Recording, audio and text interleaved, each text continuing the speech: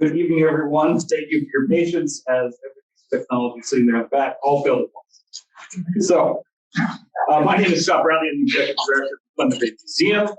Thanks to those joining us tonight in person and also on Zoom. I'd like to begin tonight by acknowledging the original custodians of this land, paying my respects to the elders past, present, and future. They hold the memories, the traditions, the culture, and the hopes of Indigenous peoples. We also recognize that we're meeting on traditional land of Hopeland First Nation, signatory to the Robinson Superior Treaty of 1850, and to acknowledge the role of the Métis settlement in the development of our community. A bit of housekeeping. If you're just joining us, the restroom for this level is just out the back door here and on the right. And if you need additional ones, they are on the second floor. This lecture is being recorded, so those of us joining us online, we cannot see you or hear you. There are refreshments. I think all of you are keenly aware of that during the break. There will be time for questions and answers at the end. So tonight's lecture is sponsored by the Lakehead University Department of History. I would like to recognize some distinguished attendees of tonight's lecture, so please stand or wave to be recognized. And I apologize if I missed anyone. Former City Councilor and Society Board Member Larry Hebert is with us. Former Society Board President Lee Pettit is here. Former Board Member Diana Palin is also here, hiding in the back. And if there are any former board members that I have missed, please do give a wave or stand and be recognized. Thank you. So tonight, our speaker is Nancy Angus, who is based in Thunder Bay, Ontario. She earned her Bachelor of Arts in Psychology from Lakehead University, certificates from Ryerson University in Gerontology, and University of Victoria in Adult and Continuing Education.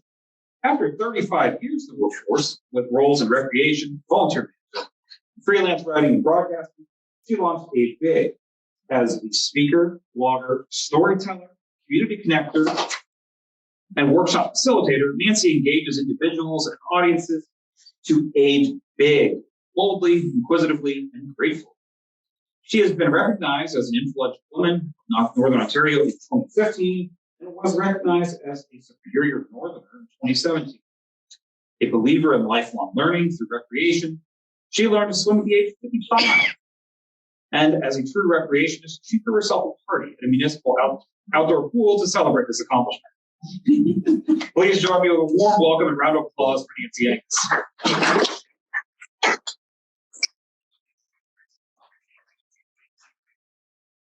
Thank you, Scott. And thank you to Michael DeYoung in the back here for all the technical work.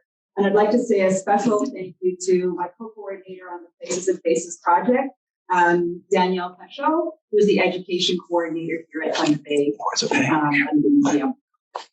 So thank you all for coming here in person. And thank you, those of you who are patient and are sitting on our online. And I think there might be even a few storytellers online. So if you type in the chat, you can let Michael know where you're watching us from. And if you have questions throughout the evening, just fire them away in the chat feature. And I think, Nancy, can you let them know that I think the chat function, we had this issue with our last meeting, is disabled. To use the Q&A function primarily. Okay, so there we go. Plan B. Disregard what I just said about the chat feature. Go to the Q&A feature. Okay? Thank you. And Michael will take care of that. Oh, we were just talking before we came online here about just how the technology used to be so simple. It was just a flip chart and a piece of acetate. Now we're working the computers and they do great jobs most of the time. So we can go to the next slide. So here I am. This is me. I'm Nancy. I'm the Age Big founder. I find through our project, what we're doing is finding ways to celebrate and encourage honest and lively discussions about getting older, aging in our homes, finding meaning, connection, and especially that fun factor in retirement. We believe in the power of story to educate, to energize, and to celebrate and learn from the more seasoned members of our community. And yes, I'm one of those seasoned members. Had my 65th this year, so I'm there. We are grateful to the Thunder Bay Museum, and this is the partnership that we came into contact with through funding through the ministry or the Ontario government. And we were able to partner with the Thunder Bay Museum on bringing you this project called Places and Faces. And this is what we consider to be a living archive. What we're presenting tonight to you today is a living archive. So I want to give you a little bit of the context about why this project got funded by the Ontario government. And of course, you have to have some some good concrete information before they fund you. And what we've really discovered through Cassandra Fernandez's research is something about placemaking. And placemaking is an urban planning term mostly, and it's used to look at the planning, designing, and management of public spaces in ways that promote people's health, happiness, and well-being. So emerging research is focusing on placemaking as a way that people transform physical spaces into socially relevant and meaningful places. And so by socially relevant and meaningful places, places like here, the museum. So that's number one. Next one. There's also this really interesting process called third places, which is a sociological term. And your first place is your home. That's really where you spend most of your time. The second place, for those of you who are in the workforce or have been in the workforce, is your work. That's your routine. That's what you're used to. And then you have a third place. If I were to go around this room individually, I might be able to get a lot of third places where you choose to spend your time. And I know that third places for now are the virtual sites that a lot of people are using Facebook to connect with people. But the sociologists are saying that's more important, the physical place of where we can connect and where we can come together and learn from each other or share ideas together. So I think when you look at this kind of experience, you think, go to the next slide. The other thing that really is coming out with third places are things like restaurants, coffee shops, pool halls, pubs, because the McDonald's is the new pub. As in England, they have pubs, which is short for public house. So it's not a new term of having a third place, but it's the places where you like to go. And the other thing that really is important, and all of us lived through the pandemic. You remember the pandemic? Yes. Okay. So we lived through it. And social isolation and loneliness were the topics that we heard more and more and more. And it wasn't just people who are older that were experiencing loneliness and social isolation. For the first time in many people's lives, young people were also experiencing what it was like to be isolated. And now that the pandemic is pretty much behind us, we hope, that whole opportunity of social isolation, loneliness, for a lot of people, especially people who live on their own, they're still experiencing that. And so I feel that this kind of project is a way of keeping people's voices out in the community so we can still talk about these things.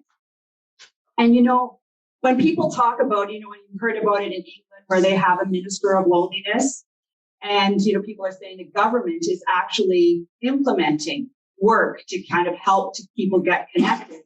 And it's because if you look at this one comment at the bottom here, loneliness can have implications for one's health, in part because of reduced mobility, but loneliness can be as strong a risk factor for dying prematurely as smoking, obesity, or lack of physical activity. So it's significant. And what can we do? How can we get people into the third places where they can connect and start to feel better, right, Cass? Cass is working on her PhD, and this is one of the topics that she's discovering. Go to the next slide. So remember the pandemic. What were some of the things that stood out to you? For me, it was those windows that whenever I went for a walk every day, I saw those incredible messages of hope and connection that people were painting in their windows. And these are just a couple of the windows that were in my neighborhood.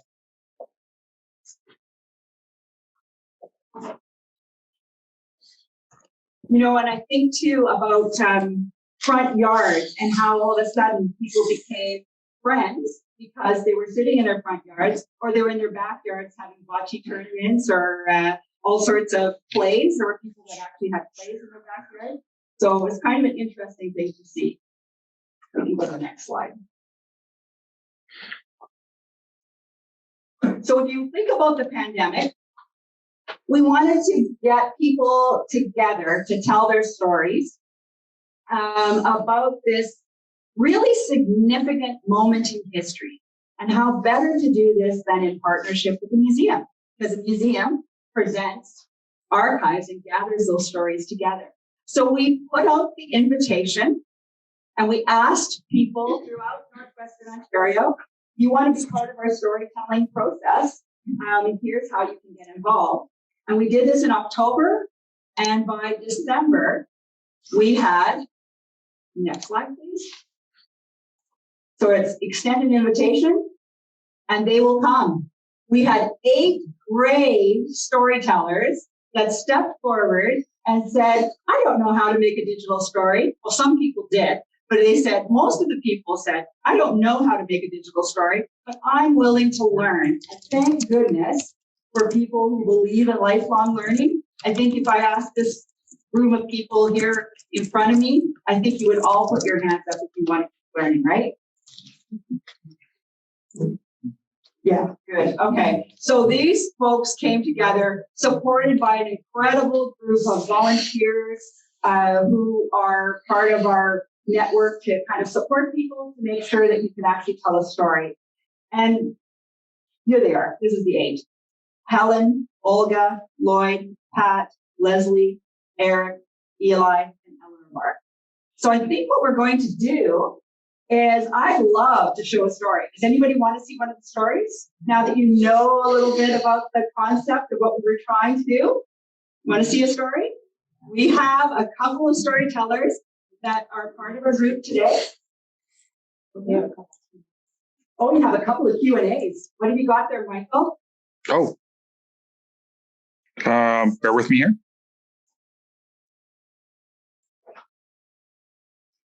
I think we just had a couple comments about video. They're tech related, and we're working on it.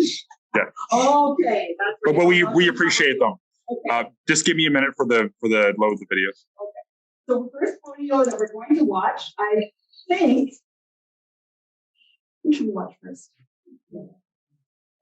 Let's watch Pat's first. So I'm going to introduce Pat's story. I think I have it here. Pat's right at the My Happy Places. So Pat Harris is in the audience today. You want to wave, Pat? Okay, so I'm just going to read a little bit about the description of Pat's story. So just to give you a little bit of a setting before we watch it. And Pat is here with her arm in a sling, wearing a beautiful cape, by the way. Okay, so Pat's continued engagement in outdoor physical activity helped her persevere through pandemic lockdowns. Determined to stay connected, Pat's story describes the many ways she and her group of friends got out, explored, and picnicked in the many beautiful parks in our neighborhood. And if I was to describe Pat in 3 words, this is how she describes herself. She enjoys the outdoors and exercises every day. She swims, bikes, skis, and snowshoes. And she even has her snowshoes in the car, so she's ready to go at any time. So I think, are we ready, Michael? Can we watch Pat's story? Yeah. Okay, and we're just going to turn the lights down here in this room. And then afterwards, Cassandra is going to come and talk to Pat for a couple of minutes. Okay, Pat? The ski tour with my 10-year-old son, Scott. In March of 2020, I skied the Thunder Bay Loppet with my grandson, Connor, who came up from Toronto. This was to celebrate my 80th year. The next week, everything shut down. We were in a pandemic. Like everyone else, I isolated. I walked alone in back lanes, parks, and golf courses. I hiked and snowshoed in Cowan Park, my happy place. The year before the pandemic, my friend Carol and I attended a Color for Calm workshop at the Unitarian Fellowship. While others did jigsaw puzzles and baked bread, little did I know the coloring book Carol gave me provided moments of calm and reminded me of my working days with preschoolers. I suggested to Carol that we resume our twice-weekly breakfast group by meeting for lunch in city parks. Through spring, summer, fall, and winter, over 2 years, our group continued to meet in various parks. In total, there were about 23 parks. Some I didn't even know existed. Sometimes there were only a few of us, sometimes 10 or 15.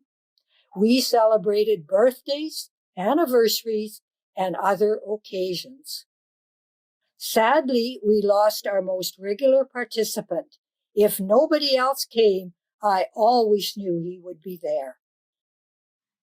The second winter, Camview opened for skiing and snowshoeing.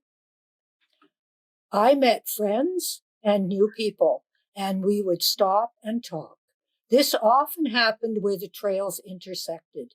Even strangers were open to chatting for a while. 2.5 years later, things are starting to open up. We are still meeting twice a week outside for lunch. Our group is smaller. There are fewer of us as people try to return to normal activities. I too went back to my aquatics and biking. I even purchased an e-bike. But nature continues to be an important part of my life and the way I stay connected.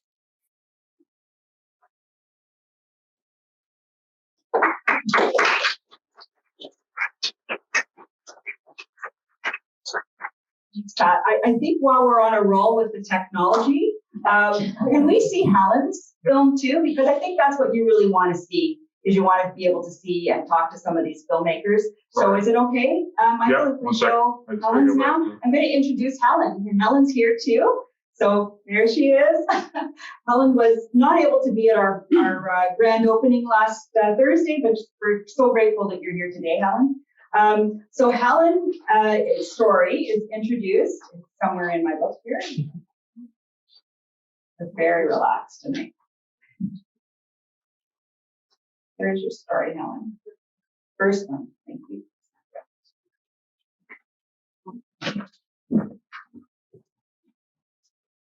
Sorry, folks. There we are. Okay. So this is Helen describing her story. Helen stepped outside of her comfort zone and in the pursuit of family connection, traveled across Canada with her furry companion, Bella. Together, they endured long hours, navigated changing landscapes, and managed close encounters with local wildlife, all during a global pandemic. Now, in 3 words or 3 kind of phrases, Helen describes herself as: she likes to walk every day and she loves being out in nature. She likes to cook plant-based foods and she recommends Eat More Plants by Desiree Nielsen. So this is Helen's story. Enjoy it. As pandemic lockdowns were announced in March of 2020, I was in Saskatchewan enjoying a visit with my youngest daughter and her family. It was the second stop of a journey that had first taken me to Vancouver Island to spend a week with my oldest daughter. It was typical for me to fly to visit family several times a year, but this trip was different. We were cautious each time we went out. Grim stories from hospitals and seniors' homes made the news. When regular flights to Thunder Bay were canceled, the airline put me on a rescue flight to get me back home. My parents were residing in assisted living. My whole family was excited about the birth of my second grandchild just a few months away. Isolating and keeping my family safe became my priority. I was so looking forward to holding my new grandchild, but flying to Saskatchewan was no longer an option. I knew my car could get me there. I would make that 3,200-kilometer round trip 4 times over the next 2 years. As a bonus, I had a great travel companion. As daunting as it seemed at first, I began to enjoy the drive. I stopped at Lodge Lake. I listened to the birds and admired the wildflowers while I ate lunch. At some rest stops, I got closer to nature than I expected. I looked forward to Manitoba's divided highway. Trees changed to fields as I neared Winnipeg. Sometimes I stopped for a day or two to visit friends. Other times I spent a night in a motel. Once I hit the rolling hills and canola fields of Saskatchewan, I knew I was getting closer. It's always worth a road trip for those family hugs.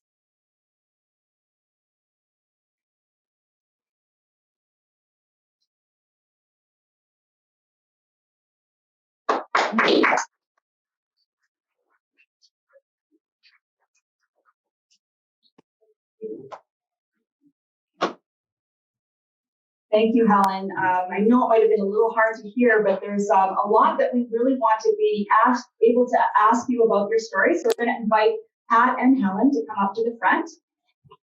And maybe while they're getting here, what are some of the places that you heard them talk about in their stories?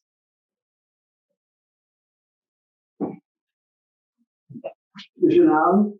Pardon? Mission Island. Mission Island? Cowan Park. Cowan Park.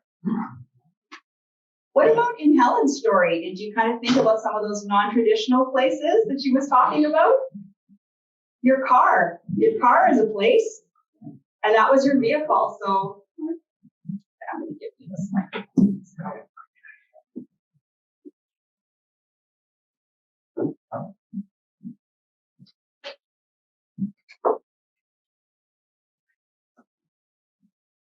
All right. Thank you both for coming back up here. Pat, I'll ask you one more question about yours, and then I'll ask Helen some questions. How, in your story, you talk a lot about engaging with the outdoors and finding different places. Can you tell the group and people at home a little bit about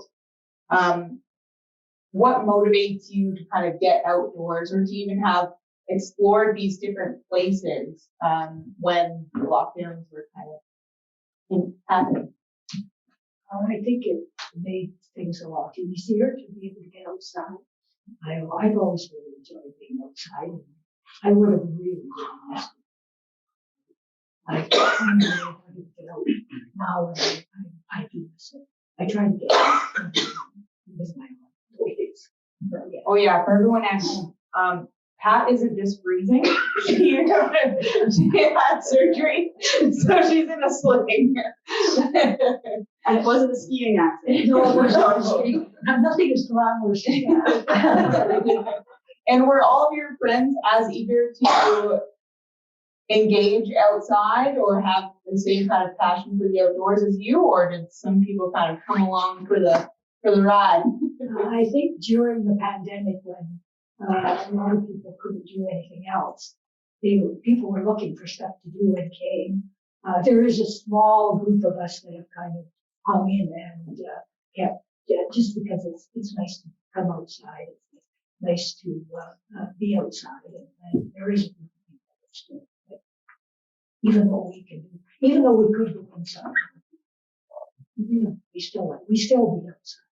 We'll probably be outside this summer, and I'm not sure what's going to happen this winter, whether we'll continue or not. Do you have any parks left to go to? I think we probably, if we really look, we could find a few. That's awesome. Thank you, Pat. Or do you want to swap spots? We can swap. Thank you. All right, Helen. Can you tell us a little bit about your experience making that trip? Like what brought you to, you know what, I'm gonna go? Like what brought you to that movement? Well, I guess like everyone, at the beginning of the pandemic, it was pretty isolating, and my children all lived out of town, so I really wanted a way to connect with them. And in the past, I would fly to go there, but that really wasn't an option. And even if it was, probably at that point didn't feel comfortable to do that. So I decided to try and make the trip with my car. And I knew it would be a long drive. The first time I think I took 3 days maybe to get there. But once I did it, it was good. Like I enjoyed that solitude and traveling there. And I just took my time, and if the conditions were bad, I wasn't in a rush and I had to leave immediately. And it was so nice to be able to see them and to see that they were okay and spend time with them. That was really important to me. And of course, I think the first time I went was just after my grandson had been born. So it's great to see them.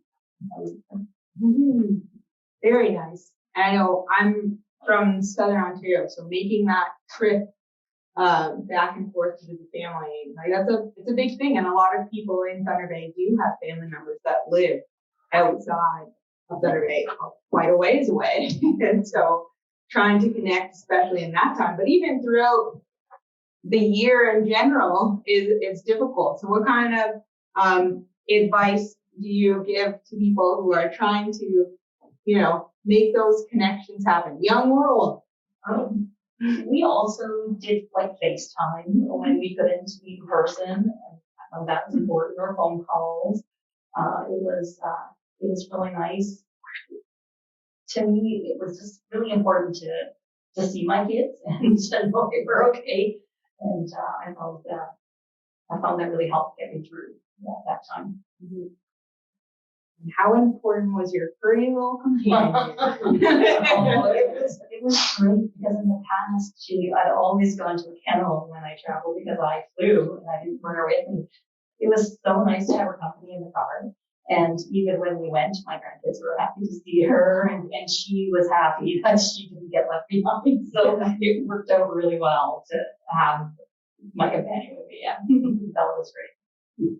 Awesome. Thank you so much. Can we have a round of applause for these storytellers?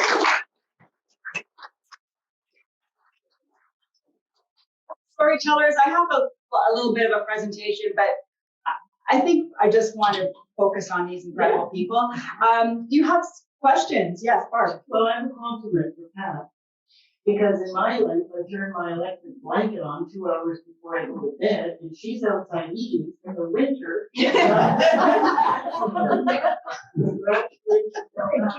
And I think your family probably was so grateful to see you, to know that you were cared for, and that they could wrap their arms around you. I think so too. Yeah, we're both ways. Yes. Thank you. Yep. Just a comment on it. It's interesting. Both of them were actually ahead of the science in the sense of getting out. And the outside, if you look at the transmission through COVID, it was less than 10%. I think they feel was actually took place in the outdoors. So that was a great idea. Get out and you can still this with distance and things, but and the same thing with traveling. You still need to move and to go someplace. And with a dog, you're going to get out of the car and walk the dog. It's going to force you to stop, because that's the problem. You get in the car and you just start going. So very good ideas. Great idea. Yes. Helen, did Bella have any accidents in the car? No. She was a great traveler. She was good. Did you have any accidents?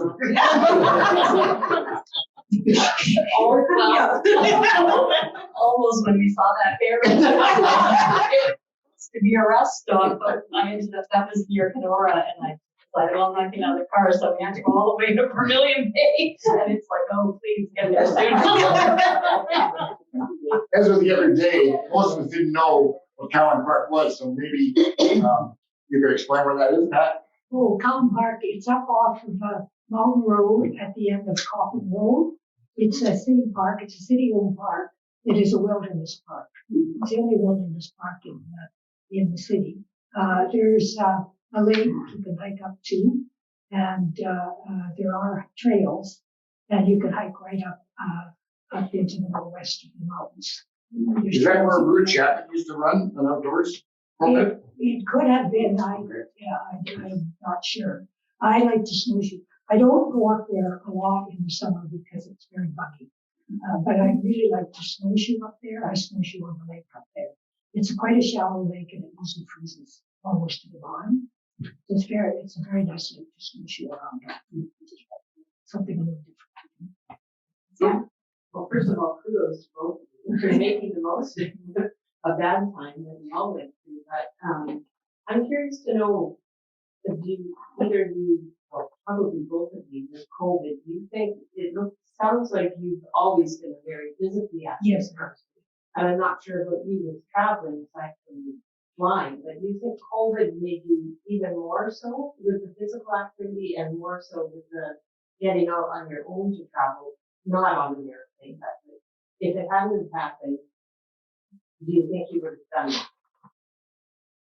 I don't know if I would have driven otherwise. Yeah, I think I would have probably just flown because you get there so quickly and you don't kind of feel like, well, I'm not wasting those days. But when I look at it, I don't feel that they were wasted days. I actually found at the end relaxing to do the drive and to see the different parts of the country. It was nice. So I otherwise probably would not have done it. Yeah, I've always been very physical. I take that active, yes. I always try to get out every day for at least an hour to walk or ski or snowshoe or bike. The only thing I didn't do was picnic through the winter until COVID. I did not picnic outside before that. And that's thanks to my friend Carol, who's back there. Yes.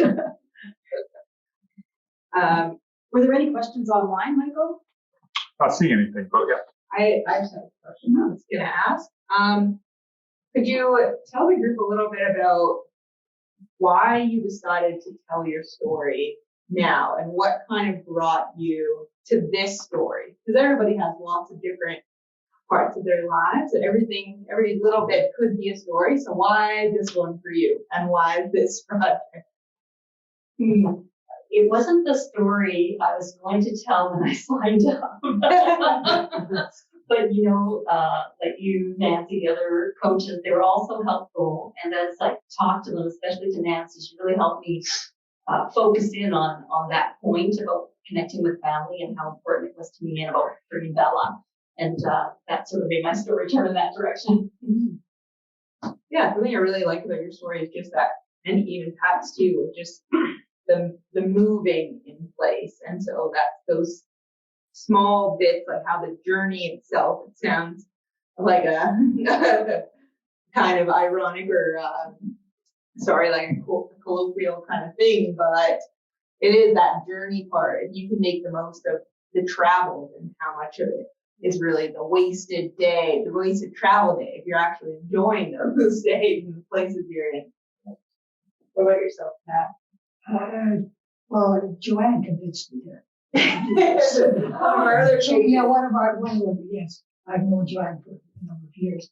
I think the story of the picnicking all winter and for 2 years was something that needs to be told. I think because I think it was really interesting and a great way to get through COVID.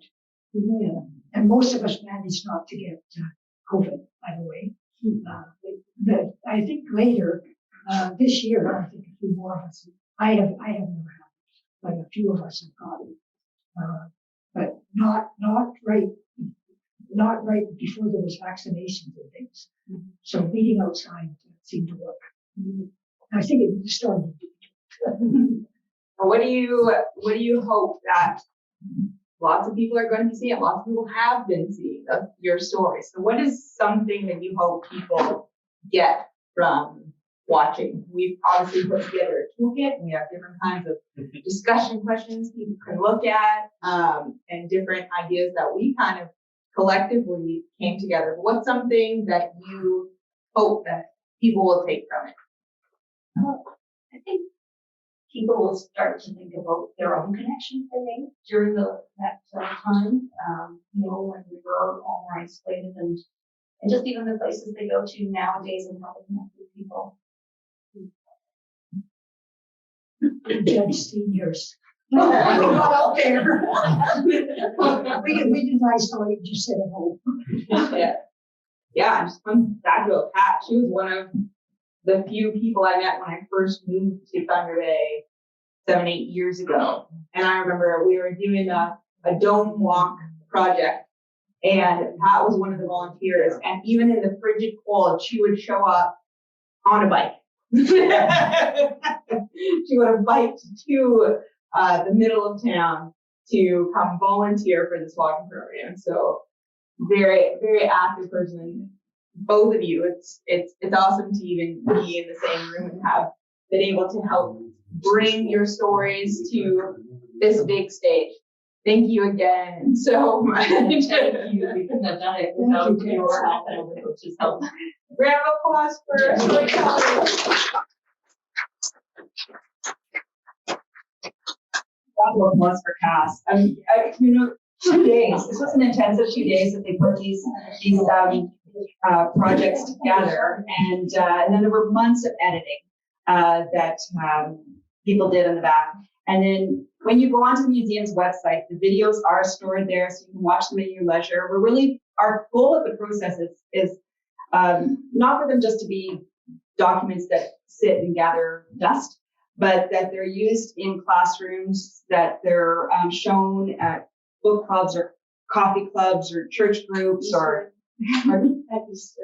at Easter when you're together with family. Yes, definitely.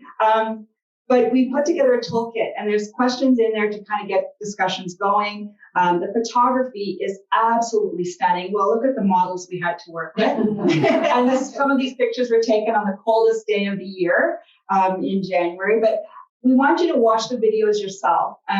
Lloyd talks about his experience of being a Canadian working in the Fort William Curling Club and his connection to food, and always that kind of cultural reading of "Have you eaten yet?" So he's a good guy to get to know. So if you want to get some good food, go to the Fort William Curling Club. And Eli Jacko is also one of our storytellers. Eli told Cassandra that he's gone to the same restaurant. I told this story on CBC radio this morning. He walks all the time. You'll see him walking around town. He walks because he loves to absorb nature up close. And he said that he's gone to the same restaurant once a week for 30 years. And he gets rainbow trout and salad. And I said, I didn't even know they had rainbow trout on the menu. So, but again, and Leslie's story, if you heard it on CBC radio this morning, they had the audio of her story. It's absolutely amazing that what people did and what the stories they told about just connecting. I want to close with just a quick little discussion about two people here. Eric Christensen, who calls himself a stand-up comedian, even though he lives in a wheelchair now. And he's hysterical. Eric will describe himself as a human and someone who loves to laugh.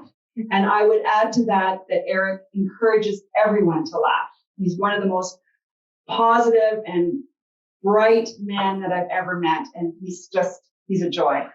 And then Eleanor tells her story about changes that happen. One of her favorite places was St. Paul Street was the Sweet Thursday bookstore.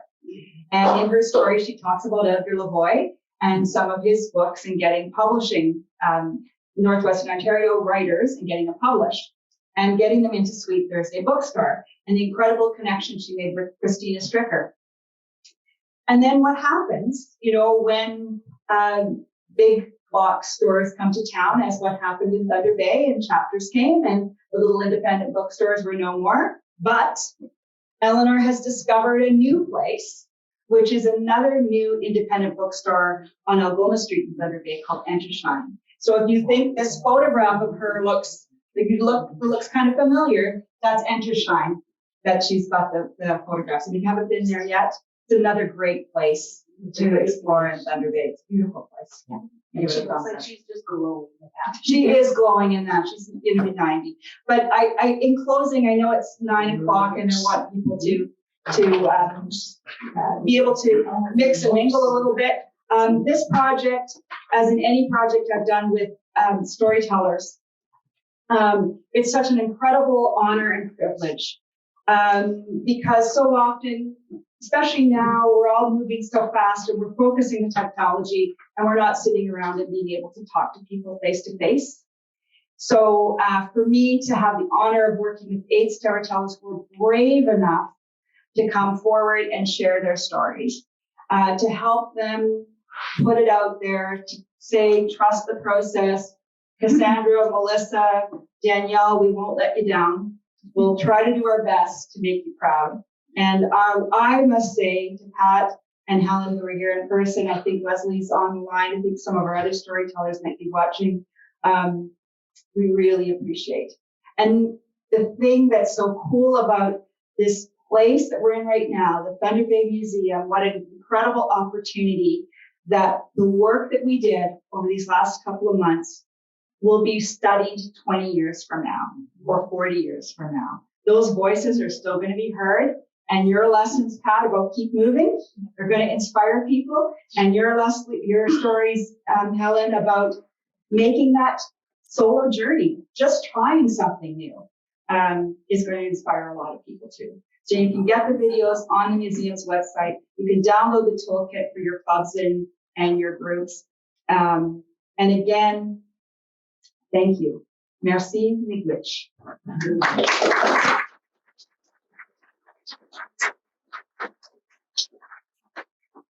Nancy, this comment, if anybody's into different things in crafts, they gotta go see Leslie's. There's a picture of her craft over there. You all jealous. Definitely. Yes, watch Leslie's for the craft and the message. Thank you, Nancy and team. What a great project, and the museum is so proud to have been part of this and to preserve these stories. And hopefully we'll meet many more folks like these in the future and continue this great work. So in closing, if you have not heard yet, this year's A Taste of History dinner, our annual fundraiser, is going to be a night of women's suffrage and is taking place on the 14th of April. This year's speaker is Dr. Karen Dubinsky, a professor in the Department of History and Global Development Studies at Queen's University. Tickets are selling fast. For more information, you can go to thunderbaymuseum.com and select the events on the menu, or you can give us a call and we can also get you signed up for that. Also a reminder that tickets are on sale for this year's classic car raffle. It is a 1966 Ford Mustang GT. Tickets are available for purchase online at museumraffle.com. The draw date is 12 August, and there are a total of 14,830 tickets available, and they are going fast. Do come back and visit the gift shop any other time this week. And just a reminder, if we look ahead on the events calendar, on the 9th of May, we'll be doing the rescheduled lecture from Dr. Peter Raffo on the naming of the new city at the Lakehead. And so some proper thank yous to Lakehead University's Department of History for their sponsorship, the Province of Ontario Ministry for Seniors and Accessibility, the Ontario Trillium Foundation, and thank you to the museum staff and volunteers who put on events like tonight and struggled stressfully with all the technology. And so do please take advantage of the refreshments tonight, and I will end it there. Thank you and have a great rest of your night.